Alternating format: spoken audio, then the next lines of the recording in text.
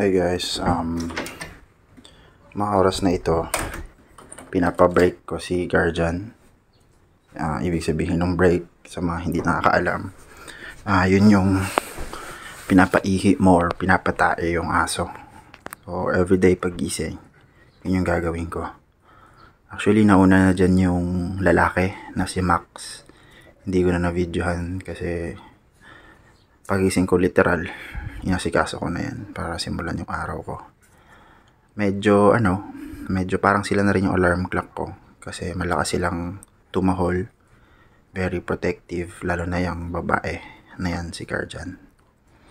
So yun, pinapaihi ko na lang. So hindi siya tumae dyan so ihi yan. Dito, nililinis ko yung flooring, tapos na yan. So may zone rocks, tapos may tubig yan para iwas baho. So habang nag-aayos ako, actually nire-ready ko na yung pangtali sa bandang belly part ni Guardian para for breeding. Pero itong si Max masyadong excited, so bigla akong napakapit dun sa ano niya para i-shoot dun kay Guardian.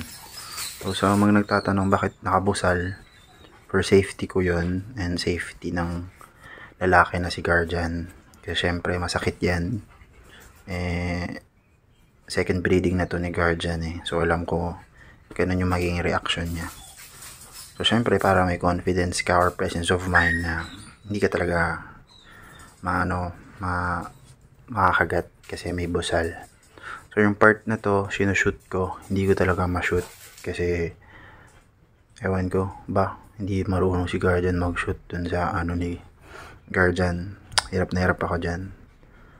So yan, talagang ginagawa ko yung best ko. Tingnan nyo yung mukha ko, focus talaga, focus. Habang si Guardian, ayan. So yan, ang tawag dyan is hand lock. So hindi ko na napasok yung balls. Kasi usually guys, lumulobo yung parang natawag nilang balls or sa akin itlog. Hindi itlog yun basta lumulobo yung balls, pa rin yung naglalak. So nakikita nyo sa kalsada, magkabaliktaran, tas kahit tapunan nyo ng tubig or iba ginagawa, ginuguwad para humiwalay, hindi talaga nasasaktan yung babae dyan. So guys, yan talagang napapagod na rin ako, nangangalay. Kita nyo naman pawis na pawis, kahit yung parang pajama ko ba yan, basang basa na ako. Yan, nagre-reklamo na ako na ang tagal. Yan, pero napasok ko na yan so na handlock na.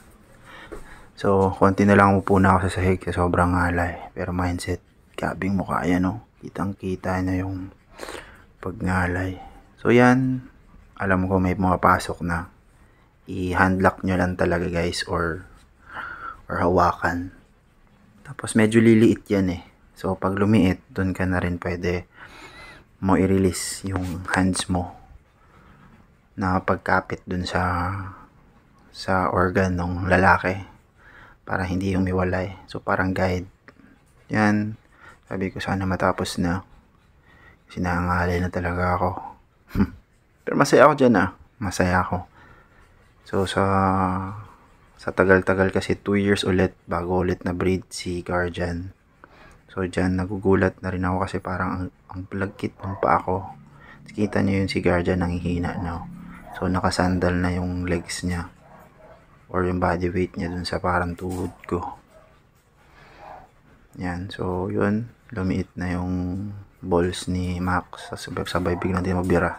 Yun yung kamay ko, kung titingnan nyo dumudugo, hindi yan nakagat or tumama sa something, galing yan kay Guardian. Tumugo, nagulat niya ako So tingnan nyo rin, pag i-zoom in nyo, na-zoom in ba yan?